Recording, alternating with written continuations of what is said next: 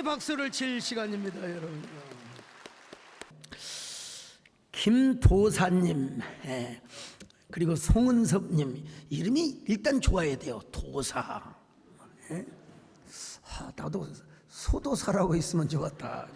김도사님과 송은섭님이 공저로 펴낸 지적 대화를 위한 인문학 고전 읽기라는 책이 있습니다. 이 책을 보면 질문의 힘에 대해서 소개하고 있습니다. 사과는 왜 땅에 떨어진가?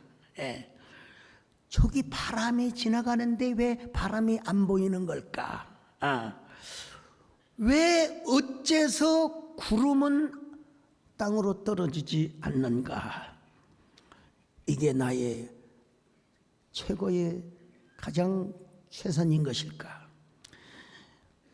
이런 질문은 이미 다 했던 거예요. 아이작 뉴턴, 아인슈타인, 모차르트 등이 자신에게 던지는 질문이었습니다. 인간의 삶과 과학의 모든 발견은 하나의 질문에서부터 시작이 된다는 것입니다, 여러분요. 세상은요, 우리가 예상하는 것보다 너무나 빠르게 변하고 있습니다, 여러분. 우리가 지금 당연하게 여기고 있는 지식과 기술들도 어느 순간에 무용지물이 될 수 있는 시대가 올 수도 있어요, 여러분요. 이런 불확실성 시대 속에 살아가는 우리에게 진정으로 필요한 것은 뭐냐? 질문이라는 겁니다, 여러분. 그 질문의 힘이 깊이 있게 생각하고 그 생각은 창조적 변화를 일으키게 하며 그 어떤 변화이기 앞에서도 자신만의 길, my way, 자신만의 길을 찾아서 걸어갈 수 있다는 것입니다. 여러분이나 저나 여러분 AI를 사용하지요. 이 AI는요, 누가 어떻게 질문하느냐에 따라서 달라집니다. AI가 뻥도 칠 수 있다는 사실도 알아야 돼요. 근데 이 AI가 못하는 게 뭔 줄 아세요? 회개할 줄을 몰라요. AI가 기도할 줄을 몰라요. 기도문은 써주는데 지가 기도를 못해요. 하나님의 임재와 하나님의 능력을 경험하지 못해요. 그런데 사람들이 자꾸 AI하고 대화를 해요. 전철을 타면 여러분 거의 95%가 전부 다 옛날에는 조간신문 보고 또 스포츠 신문 보고 그런 게 없어요. 좀 전부 다 스마트폰 딱 보면서 딱 대화하고 말이에요. 딱. 그러니까 여러분요, 관계성이 무너지고 있어요. 인간성, 생명의 존중, 관계성이 무너지는 거예요. 오죽하면 조너선 화이트, 여러분 이게 저는 진즉 읽었지만은 그 조너선 화이트가 쓴 불안세대라는 책이 있어요. 여기서 뭘 얘기하느냐? 이 스마트폰은 우리 자녀들의 영혼을 좀비처럼 만들어가게 한다는 것입니다, 여러분.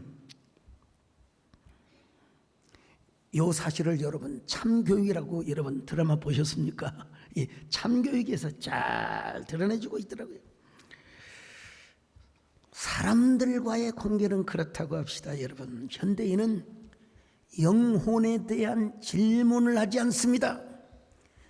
영혼에 대한 것도 관심을 잘 안 가지려고 해요. 갈망을 잃어버렸어요. 기독교 변증가인 C.S. 루이스는 이렇게 말을 했습니다. 현대인은 시계는 보지만 시간을 묻지 않습니다. 사람들은 길을 걷지만 방향을 묻지 않습니다. 사람은 웃음을 짓지만 기쁨을 묻지 않습니다. 여러분, 질문이 사라져가는 시대의 특징이라고 이야기할 수 있습니다. 한때 한국교회를 강타했던 유명한 간증하는 분이 계셨어요. 언니가도 말씀드렸지만 원종수 박사.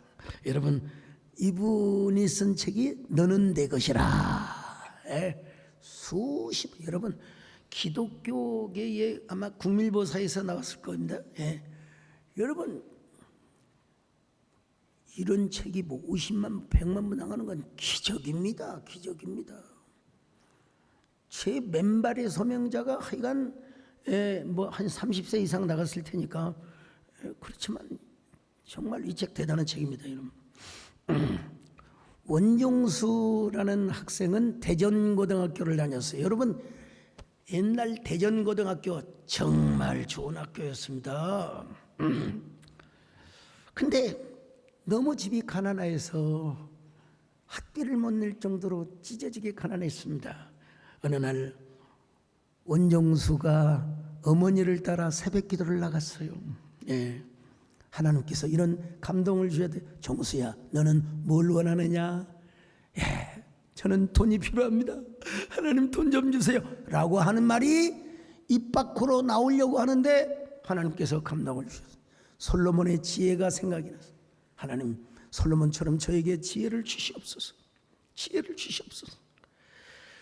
그때 대전고등학교 한 학년이 488명이었는데 자기가 전교에서 410등을 했대요. 사실 대전고등학교 들어가는 것 자체도 참 힘든 일이지만, 근데 지혜를 얻는 순간부터 여러분 시험 볼 때면 머릿속에 교과서가, 참고서가, 전과가 짝짝짝짝짝 들어간다. 그래서 중간고사 때에는 여러분 410등을 했는데 기말고사에는 전교 5등을 했대요. 그리고 3학년 때 올라가서는 전교 1등. 우리 김재일 장로님도 대광고등학교 좋은 학교 나오셨죠. 근데 대전고등학교 정말 좋은 학교였습니다, 여러분. 네. 아니 교과서가 보이고 전과 여러분 이 참고사가 여러분 보이는데 답안지. 옛날에는 여러분요, 우리 때는 학력고사에서 학력고사. 그 전에는 뭐가 있었어요? 예비고사, 예비고사. 근데 전교 1등으로 졸업을 하고 서울대 의대를 수석으로 입학을 하고, 왜? 완전 맞아버렸습니다. 서울대 의대를 여러분 수석으로 졸업했을 뿐만 아니라 전국 의사고시에서 1등으로 합격을 했대요. 그는 미국의 시카고에 가서, 시카고 중부죠. 거기는 날씨가 여름이면 엄청 더워가지고 그냥 얼음을 그냥 등에다가 막 걸고 다닙니다, 여러분. 시카고에 잠시 제가 유학 간 적이 있었는데 그리고 겨울이면 또 혹독하게 추운지 알 수가 없어요, 여러분. 뭐 뉴욕도 아니고 워싱턴도 아닌데요. 시카고에서 암 전문의로 활동을 하는데 어느 날 교회당에 들어갔더니 그렇게 공기가 훈훈하고 따뜻하더래요. 네. 그러면서 이런 음성이 들려왔대요. 종수야, 너가 내 집에 왔니? 네. 들어보니까 주님의 음성이었대요. 아버지, 제가 아버지 집에 왔습니다. 우리 아버지가 너무나 좋아서, 우리 하나님 아버지가 너무나 좋아서 저는 아버지 집에 왔습니다. 종수야, 네가 내 집에 오니까 나도 좋다. 종수야, 나도 좋다. 원종수 박사가 이렇게 고백합니다. 하나님, 제가 매일매일 나올 때 절대로 하나님을 실망시켜드리지 않겠습니다. 그래서 원종수 박사는 매일 새벽 기도를 나갑니다. 새벽 기도 못 나가면은 저녁에 가서 항상 기도를 하고 왔다는 것입니다. 미국에서도 알아주는, 아니 전 세계에서 인정하는 암 전문의로 활동을 하셨다고 합니다, 여러분. 자, 오늘 본문으로 들어갑니다. 오늘 본문을 봐도 하나님께서 엘리야에게 질문을 하고 계십니다. 엘리야야, 너는 어찌하여 왜 여기 있느냐? 자, 19장 9절입니다. 시작. 엘리야가 그곳 굴에 들어가 거기서 머물더니 여호와의 말씀이 그에게 임하여 이르시되, 엘리야야, 내가 어찌하여 여기 있느냐? 여러분, 이 질문은 언제 엘리야에게 던져졌습니까? 엘리야가 낙심하여 로뎀나무 아래서 죽기를 간구할 때 하나님께서 엘리야에게 던지신 질문이 결코 아닙니다.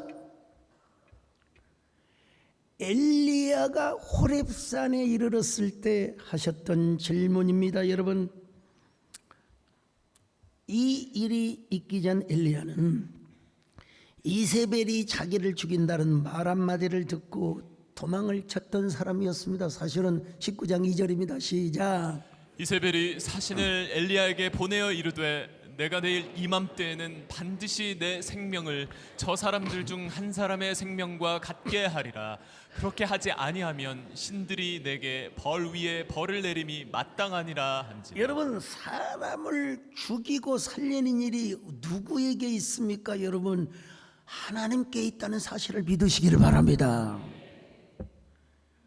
하나님에 의해서 살고 죽는 것이 결정이 된다는 것입니다. 여러분, 어떻게 이세벨이 자기가 엘리야를 죽이고 싶다고 죽일 수 있습니까? 말도 안 되는 소리죠, 여러분. 근데 이세벨의 말 한마디에 갈멜산에서 브엘세바 남단까지 최소 160km, 180km 되는 그 길을 여러분 뛰어서 도망을 갔습니다. 도망가서 뭐라고 기도해야 할까요? 당연히 그래야죠. 주여, 제가 이렇게 연약한 사람입니다. 저를 불쌍히 여겨 주옵소서. 저를 긍휼히 여겨 주옵소서. 예. 그렇게 기도했으면 얼마나 좋겠어요. 예. 하나님, 저는 이제 족합니다. 살고 싶은 마음이 없습니다. 저를 죽여주시옵소서. 어디 사극 드라마에서 본 것 같죠? 저를 좀 데려가 주시기를 바랍니다. 여러분, 그래요. 사람은 죽습니다. 한 번은 죽어요. 근데 역설적으로 엘리야는 막 불말과 불병거를 타고 그냥 하늘에 올라갔죠. 오늘 그 주제는 아니지만 엘리야가 이세벨하고 맞짱을 한번 떠야 되지 않겠습니까? 에? 이세벨 앞에서 한번 그래 뱉자라. 영어로 BJR 뱉자라. 엘리야가 어떤 사람입니까, 여러분? 열왕기상 17장부터 18장까지 보면 엘리야는요, 하나님의 은혜와 기적을 수없이 경상도 불러 억수로 하나님의 기적을 체험한 사람입니다. 아방의 이세벨과 함께 온갖 우상단지를 다 섬기고 있을 때 엘리야는 뭐라고 선포합니까? 내가 살아계신 여호와 하나님의 이름으로 맹세하노니, 선언하노니, 내 말이 없으면 하늘에 비 한 방울 이슬 한 방울 이 땅에 내리지 아니할 것이라. 자, 17장 1절 봅니다. 시작. 길라앗에 우거하는 자 중에 디셉 사람 엘리야가 아합에게 말하되 내가 섬기는 이스라엘의 하나님 여호와께서 살아계심을 두고 맹세하노니 내 말이 없으면 수년 동안 비도 이슬도 있지 아니하리라 하니라. 아방이 이 말을 듣고 구려는 있을 텐데 뒤에 누가 있어요? 이세벨, 이 독종 여자. 이세벨 이 여자는 누구라고요? 참교육의 대상입니다, 여러분. 하여간 나와진이 나와서 이세벨을 한 대 패줘야 돼. 아무튼 엘리야는 지명 수배자가 되어 하나님이 지시하는 요단강 그리시네가에 삽니다. 주로 학자들은 1년 정도 거했을 것이라고. 근데 여러분, 물이야 흐르는 맑은 또랑물을 먹고 살 수 있지만 하나님께서 어떻게 양식을 공급해 주시느냐?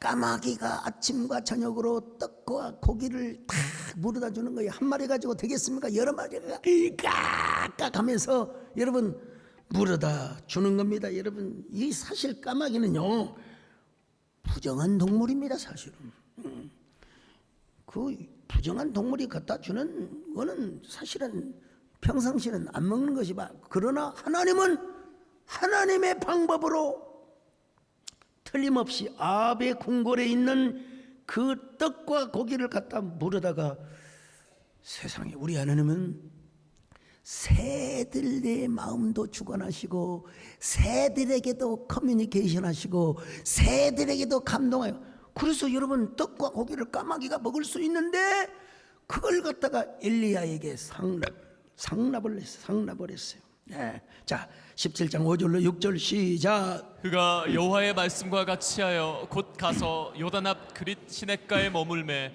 까마귀들이 아침에도 떡과 고기를 저녁에도 떡과 고기를 가져왔고 그가 시냇물을 마셨으나.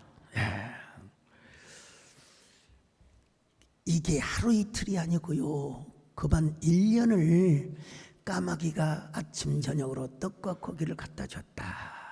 이게 여러분 진짜 얼마나 피어풀하고 원더풀하고 뷰티풀하고 쌍꺼풀하겠습니까?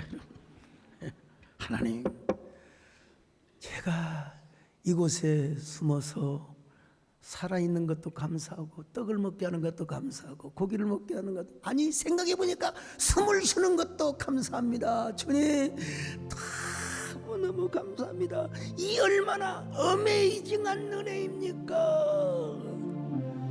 오늘 숨을 쉬는 것 감사, 나를 구원하신 것 감사, 내 뜻대로 간 주가 인도하는 모든 것 감사, 내게 주신 모든 것 감사, 때론 가져가심도 감사, 내게 고난 주셔서 주 뜻 알게 하시 모든 것이 감사합니다.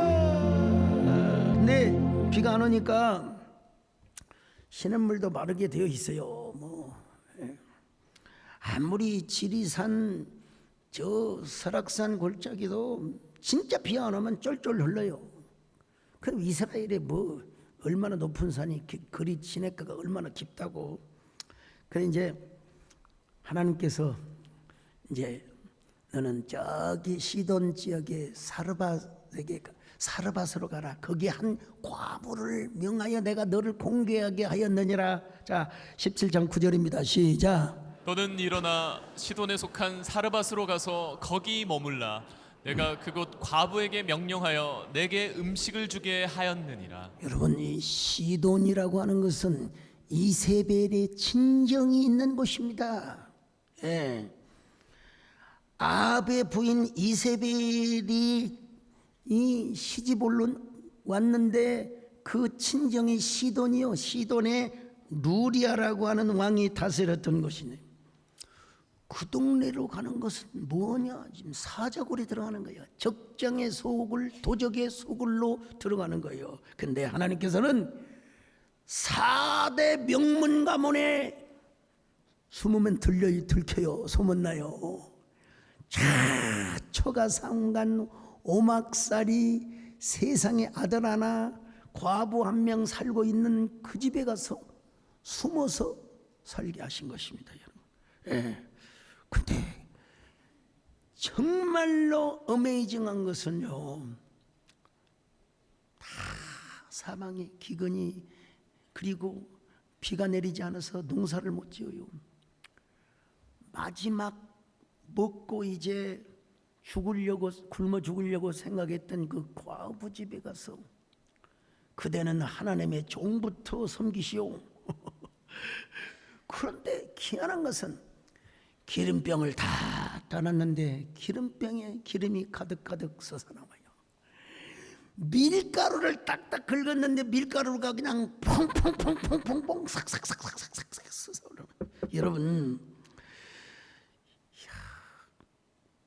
거의 한 2년 6개월을 이런 기적 속에 살아갔으니 이 역시 광야 40년 동안 하나님이 만나를 내렸던 또 다른 방식의 하나님의 만나가 아니었을까요?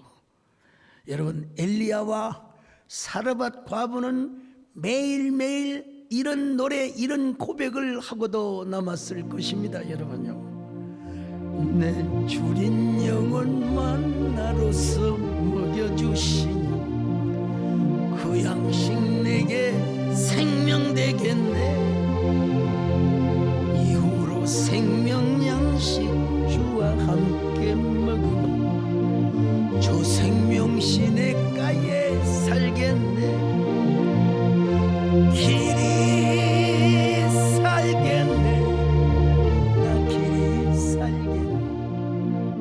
주 생명신의 가에 살겠네. 길이 살겠네. 나 길이 살겠네. 저 생명신의 가에. 자, 이 엘리야는 때가 되어서 도전장을 내밉니다. 아합에게. 아방이여, 당신이 그토록 섬기던 바알 선지자라고 할 수도 없어요.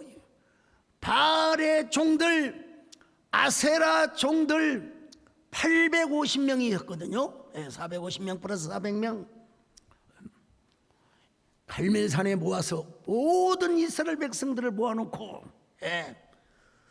누가 참된 하나님이냐를 한번 내기합시다. 바알이 진짜 하나님이라면 바알이 불과 비를 내려줄 것이고, 하나님이, 우리 여호와 하나님이 참 하나님이시면 우리 하나님께서 불을 내려주시고 비를 내려주실 것이 아니겠소. 그래서 여러분, 450명의 바알 섬기는 종들은 갈멜산에 있고, 400명의 아세라 이 종들은 어디서, 바알의 궁궐에서 제단을 쌓고 뛰놀면서 기도를 하고 아주 야단법석 육갑을 떨고 있었습니다.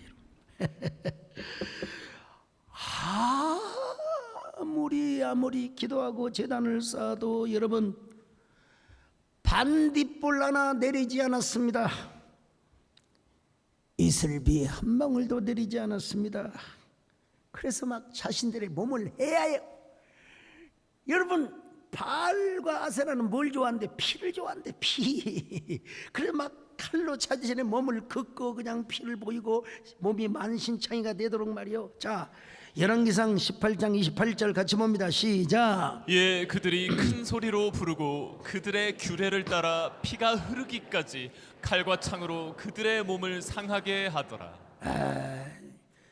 엘리야가요, 참 조크도 잘해요. 아니야, 너희들이 섬기는 바알신이 출장 가셨나 봐. 아니면 지금 묵상하려고 있나 봐. 너희들이 섬기는 아세라가 지금 저 멀리 어디 떠나셨나 봐. 아니면 잠을 자고 있나 봐. 깨워, 빨리 깨워봐. 자, 27절 시작. 정오에 이르러는 엘리야가 그들을 조롱하여 이르되 큰 소리로 부르라. 그는 신인즉 묵상하고 있는지, 혹은 그가 잠깐 나갔는지, 혹은 그가 길을 행하는지, 혹은 그가 잠이 들어서 깨워야 할 것인지 하매. 아무 소용이 없어요. 마침내 엘리야가 비로소 제단을 쌓습니다. 야곱의 12 아들들의 습제대로 제단의 기초석을 쌓습니다.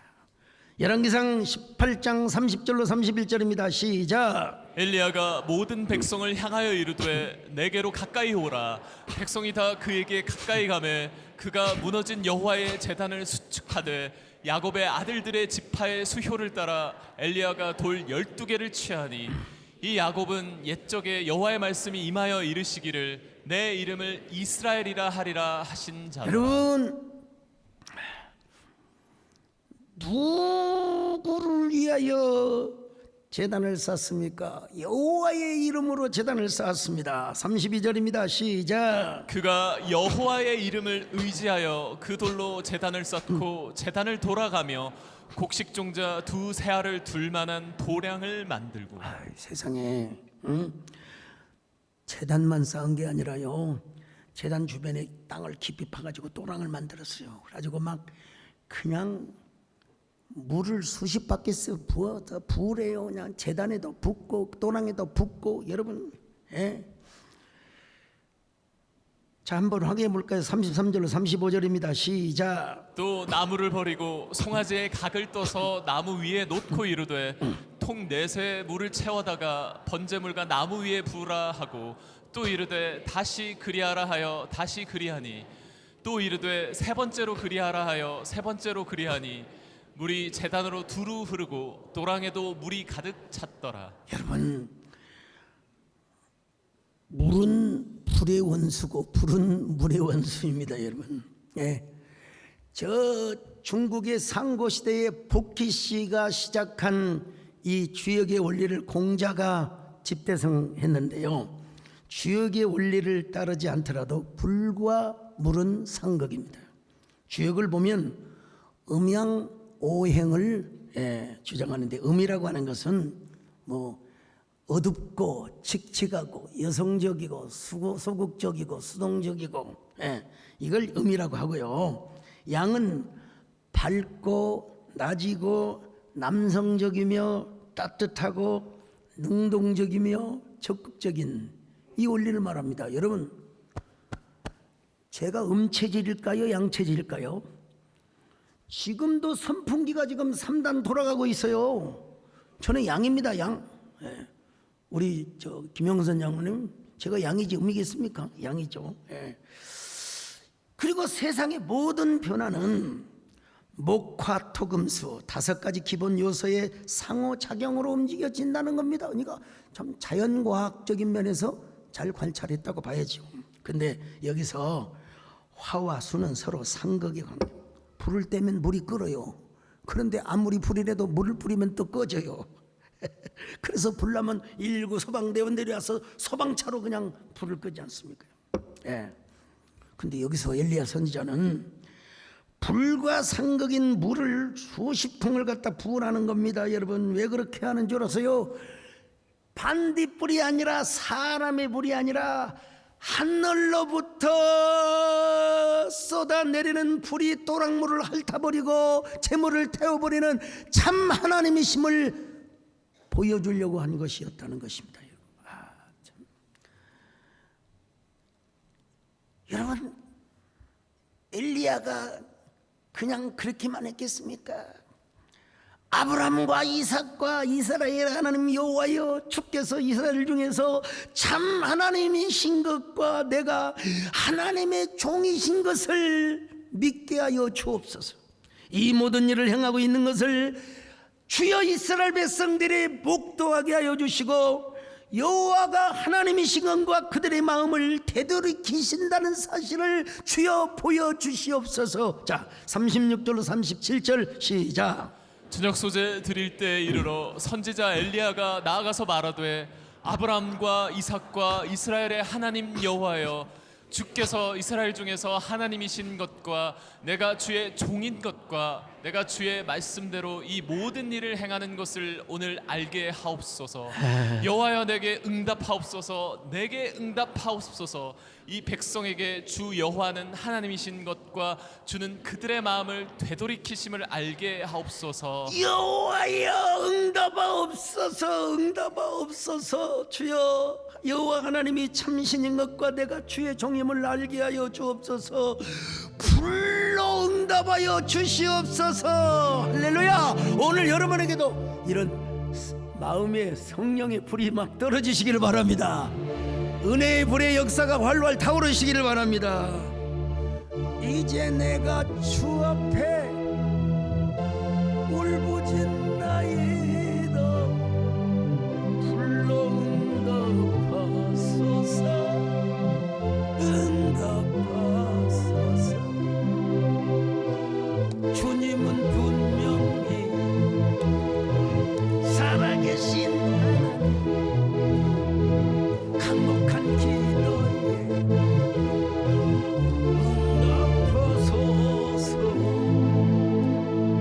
엘리야의 하나님,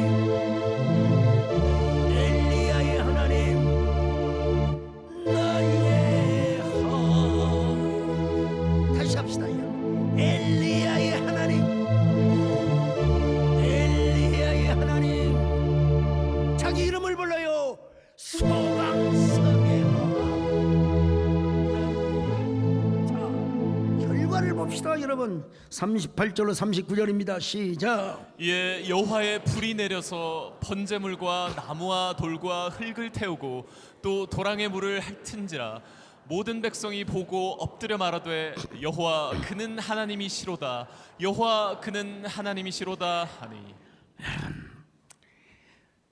엘리야가 입을 열었어요. 포문을 엽니다. 저 바알을 섬기는 가짜 선지자들 도망치지 못하도록 다 잡아라. 지금도 저 갈멜산 정상에서 보면은 기손 시내가가 있습니다. 그 기손 시내가까지 도망을 갔는데 이스라엘 백성들이 다 에워쌌어요. 여러분, 그때는 신정주의 국가였기 때문에 양해를 하고 들으세요. 예. 와, 엘리야가 기손 시내까지 가가지고 이 바알 거짓 선지자들을 목을 다 쳐서 죽였습니다. 지금도 갈멜산의 정상에 가서 보면은 이 엘리야 선지자의 모습이 있는데요. 저기 자세히 보면요, 엘리야 선지자의 칼끝이 휘어져 있어요. 그리고 저기 손 들고 계신 분이 정금성 권사님이세요. 여러분 18장 40절 같이 볼까요? 시작. 엘리야가 그들에게 이르되 바알의 선지자를 잡되 그들 중 하나도 도망하지 못하게 하라 하매 곧 잡은지라 엘리야가 그들을 기손 시내로 데려다가 거기서 죽이니. 그리고 나니까 뭐가 와요? 비가 왔어요. 비가 왔어요. 진짜 비가 그냥 여러분 장대비가 쏟아지는데 여러분 옛날 빗소리 아세요? 초가지붕 말고 이제 그 새마을 사업을 그 일원으로 해가지고 이제 함석대기로 이제 지붕을 또 다 덮고 양철대기로 이제 다 여러분 그 비를 받잖아요. 그 빗소리요. 두둥둥둥둥둥 두둥둥둥둥 두둥둥둥둥 두두두둥둥둥둥. 잠안 오면 빗소리 듣다가 자거든요. 이 정도 되면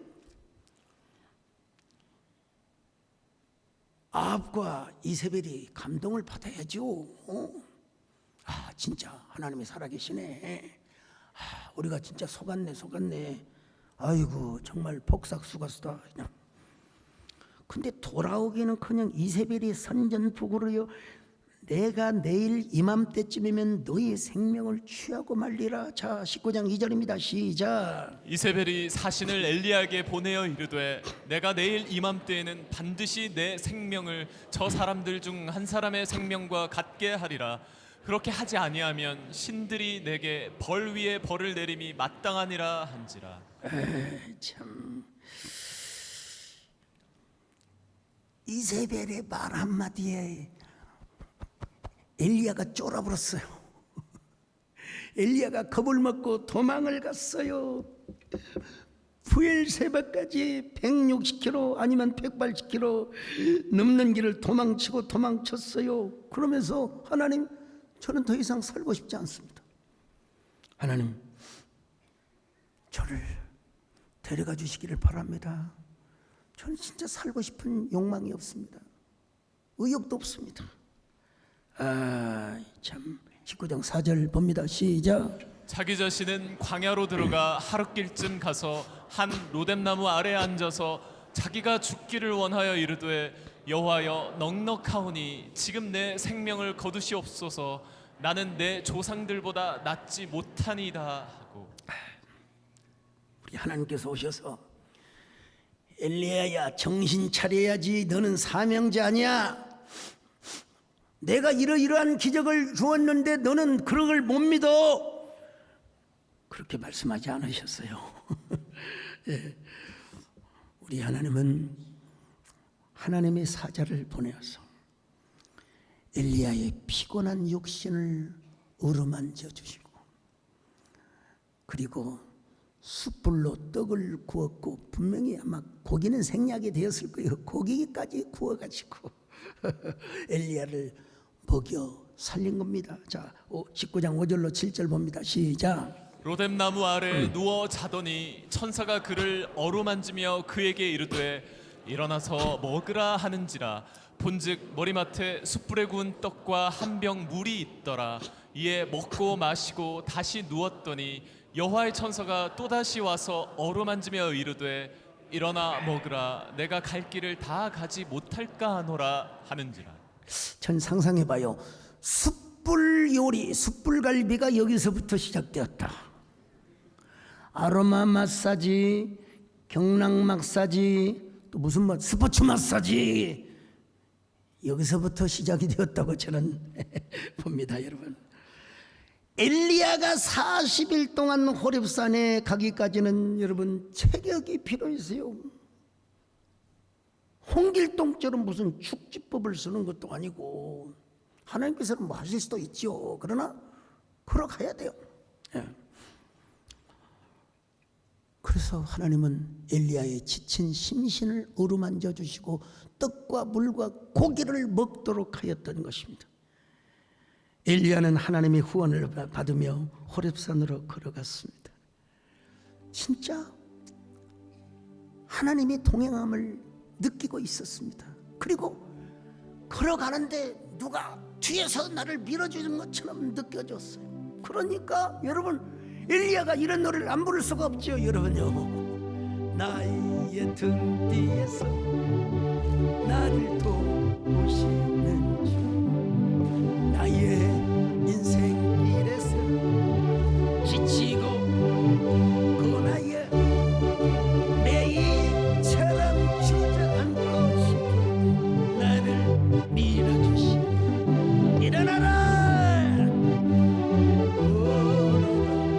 내가 세울 주리. 일어나 걸어라 내 자, 19장 8절 보실까요? 시작. 이에 일어나 먹고 마시고 그 음식물의 힘을 의지하여 40주 40야를 가서 하나님의 산 호렙에 이르니라. 사실은 여러분요, 성경에 어떻게 기록되어야 되냐면 하나님이 함께 하시고 하나님께서 그에게 힘을 주시사 그가 하나님의 은혜로 호렙산까지 갔다, 이렇게 기록되는 것이 더 자연스러운데 어떻게 표현합니까? 이에 일어나 먹고 마시며 그 음식물의 힘을 의지하여. 그러니까 우리 하나님은요, 로뎀나무 아래에서만 떡과 고기와 물을 주시는 게 아니라 40일 동안 호렙산까지 걸어가는 중에도 하나님께서 떡과 고기와 물을 제공해 주셨다는 여러분 하나의 단서가 될 수가 있습니다. 그런데 엘리야가 이제 호렙산에 동굴에서 기도하고 있었어요. 근데 하나님께서 오셔서 또 이렇게 질문을 하시는 거예요. 엘리야야, 너는 어찌하여 여기 있느냐? 자, 19장 9절입니다. 시작. 엘리야가 그곳 굴에 들어가 거기서 머물더니 여호와의 말씀이 그에게 임하여 이르시되 엘리야야, 내가 어찌하여 여기 있느냐? 얼마나 모순적이세요. 언제나 하나님께서 떡과 고기를 구워주시면서 힘을 내가지고 호렙산으로 가라 했는데 또 호렙산에 하나님이 오셔가지고 너는 왜 여기 있어? 근데 네가 왜 여기서 나와? 이런 노래가 있잖아요. 엘리야가 대답합니다. 만군의 여호와 하나님이시여, 제 열심이 특심입니다. 제가 유별나게 열심이었어. 이스라엘 백성들이 아방과 함께 주의 제단을 헐며 칼로 주의 선제자를 죽일 때 오직 저만 살아 하나님을 섬기고 하나님께 헌신하였습니다. 그런데 저 이세벨 나쁜 여자가 저를 죽이려고 합니다. 아이고, 우리 하나님께서요, 엘리야야, 너는 동굴 밖으로 나와 여호와의 산에 서라. 아마 그것은 모세가 부름을 받았던 장소일 것이라고 추측을 합니다. 엘리야가 여호와의 산에 섰습니다. 그때 여러분 바람 소리가, 폭풍 소리가, 그리고 지진과 불 소리가 여러분 아세요? 여러분 옛날에 이런 소리 날 때 뭐 나와요? 도깨비 나온다고 그러세요. 도깨비는 항상 옛날 전래동화에 의하면 도깨비는 오른다리가 없으니까 왼다리를 잡으면 도깨비는 잡힌대요. 그 도깨비를 딱 메어놓고 아침에 갔더니 빗자루 몽둥이가 딱 있더라는 이런 이야기 들어보셨어요? 자, 아니 바람과 불과 지진이 지나가는데도 하나님의 음성이 들리지 않았어요. 자, 19장 11절로 12절 시작. 여호와께서 이르시되 너는 나가서 여호와 앞에서 산에 서라 하시더니 여호와께서 지나가시는데 여호와 앞에 크고 강한 바람이 산을 가르고 바위를 부수나 바람 가운데 여호와께서 계시지 아니하며 바람 후에 지진이 있으나 지진 가운데도 여호와께서 계시지 아니하며 또 지진 후에 불이 있으나 불 가운데도 여호와께서 계시지 아니하더니 불 후에 세미한 소리가 있는. 여러분 우리 일상대로라면요, 우리의 관성의 그 생각대로라면은 바람을 가르고 그리고 또 폭풍이 지나가고 지진이 나고 번개가 치면서 엘리야야야야야야야야야야야야야 여러분 이런 것이 일반적인 생각입니다, 여러분. 근데 하나님은 불 속에서 바람 속에서 말씀하지 않으시고요, 조용하게 고요하게 큰 소리가 아니라 다정한 소리로 말씀하시는 거예요. 엘리야야, 너 어찌하여 여기 있어? 너 어찌하여 여기 있어? 13절 같이 봅니다. 시작. 엘리야가 듣고 겉옷으로 얼굴을 가리고 나가 굴 어귀에 섬에 소리가 그에게 임하여 이르시되 엘리야야 내가 어찌하여 여기 있느냐. 여러분 엘리야가 얼마나 부끄러웠으면 겉옷으로 자기 얼굴을, 자 여러분 이걸로 가려지겠습니까? 그래도 막 아이고 하나님 부끄럽습니다. 아이고 하나님 쪽팔립니다. 그런데도 하나님은요 엘리야에게 너는 어찌하여 이곳에 있느냐, 이 말이 무슨 말이냐, 아직도 감당해야 할 사명이 너에게 많다는 것입니다. 여러분 가서 다메섹에 가서 하사엘에게 기름을 부어 아람 왕이 되게 하고 임시의 아들 예후에게 기름을 부어 이스라엘의 왕이 되게 하고 아벨무올라 사밧의 아들, 이름도 참 아벨무올라 사밧 아들 엘리사에게 기름을 부어 선지자가 되게 하라. 여러분 엘리사는 사실은 대머리 출신이라는 거 아시죠? 우리 장로님들 대머리가 한 번이 안 계서 다 가발을 써버려가지고. 저는 나이가 젊을 때 머리를 다 뽑았어요. 나이 많게 보이려고. 백암교회에서 나이 많게 보이려고 머리를 다 뽑아. 또나.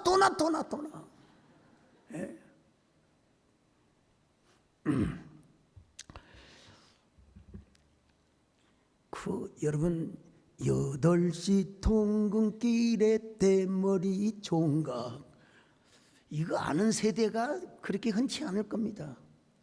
오늘 또 만나려나 기다려지네.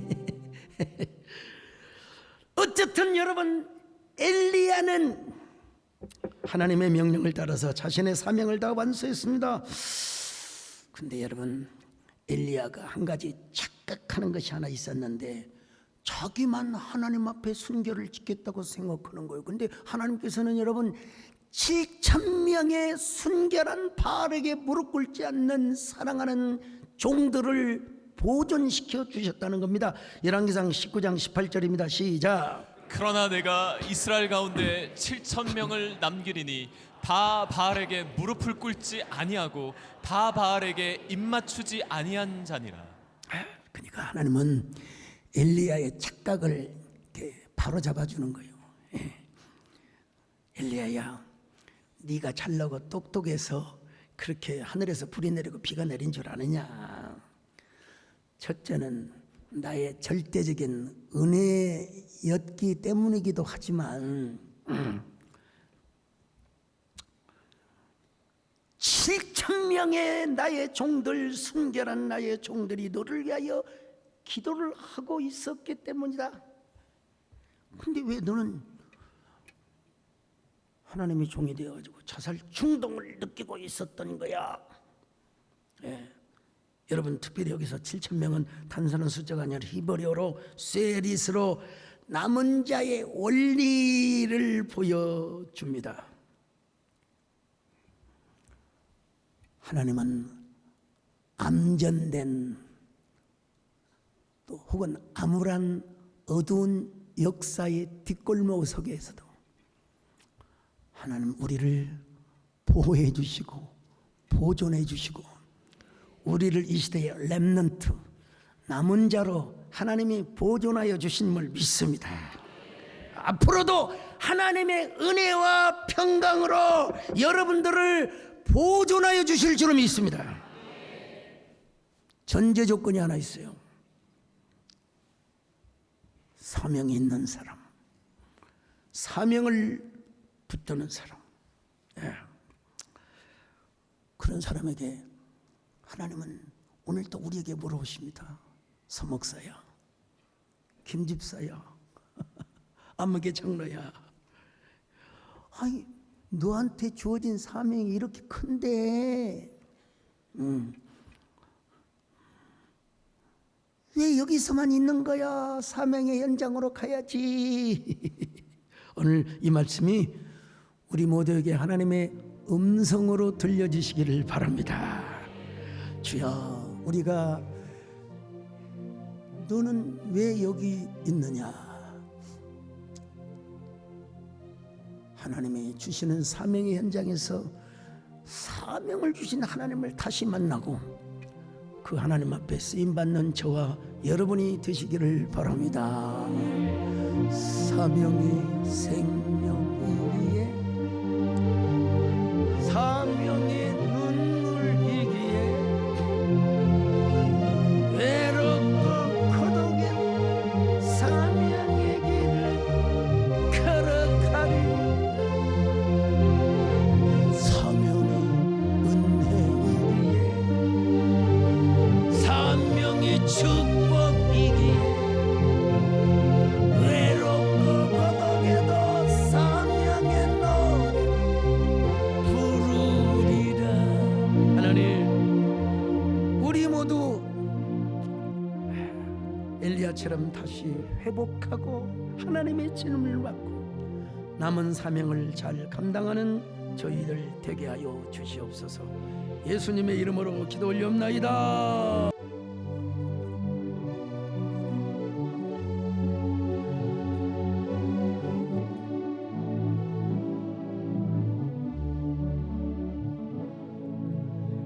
나는 성령에 매여 사명의 길 따라가는데 순종과 돈